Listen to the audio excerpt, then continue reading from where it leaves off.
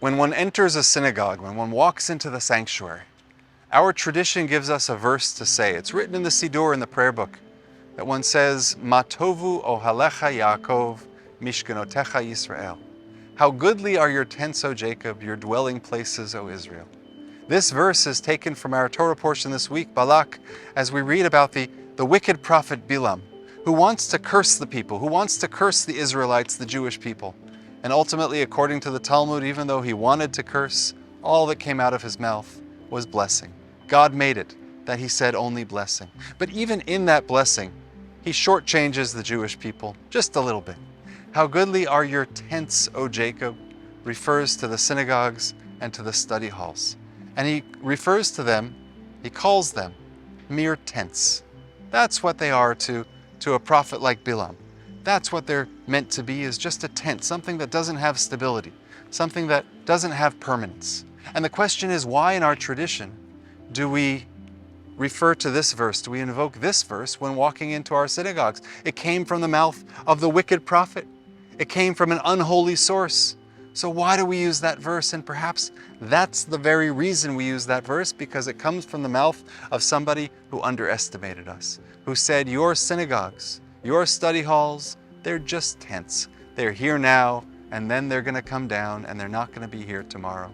And we walk into our sanctuaries, in particular our community blessed with a sanctuary that's 100 years old, that was built in 1922.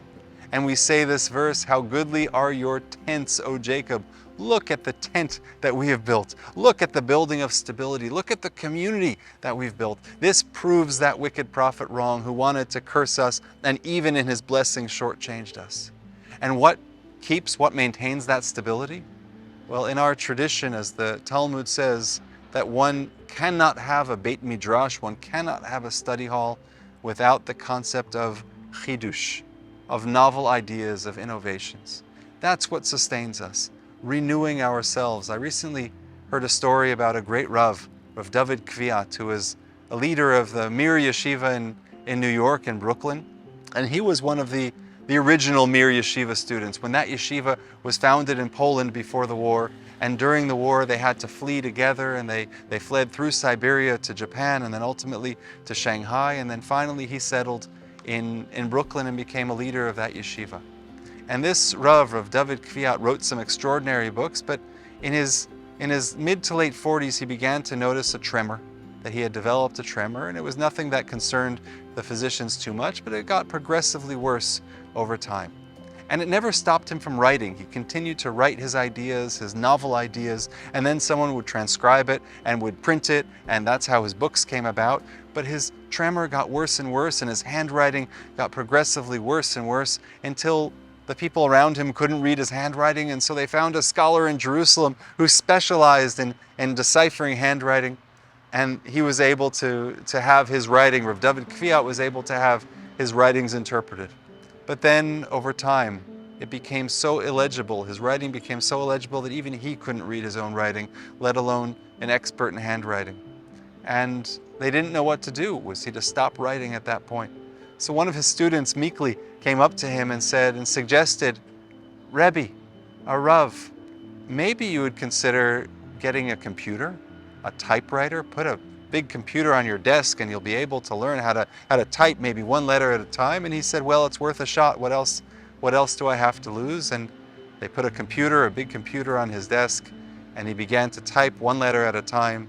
And over a short period of time, over the course of a few months, they discovered that he had typed thousands and thousands of pages, and he produced many books from this computer. And a few months later, the same student came up to him, very trepid, and said, well, how did it go? Are you enjoying the new computer? And the Rav, with a twinkle in his eye, said, now I have one desire. What's that? He said, I want to get a new laptop. And that to me is the essence of innovation, the ability to incorporate new ideas and new principles.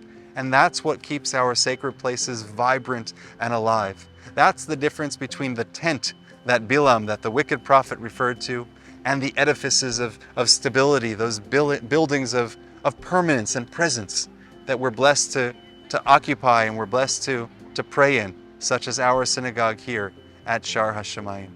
It's an extraordinary moment when one walks into the Shar, and the privilege to say those words of the wicked prophet, which for him was intended as a curse, but for us is the greatest blessing. Ma tovu ohalecha Yaakov, your tents, O Jacob, they are so beautiful, and thank God they are still here, and thank God our prayers are said within them to ascend to the heavens. Wishing you a Shabbat Shalom.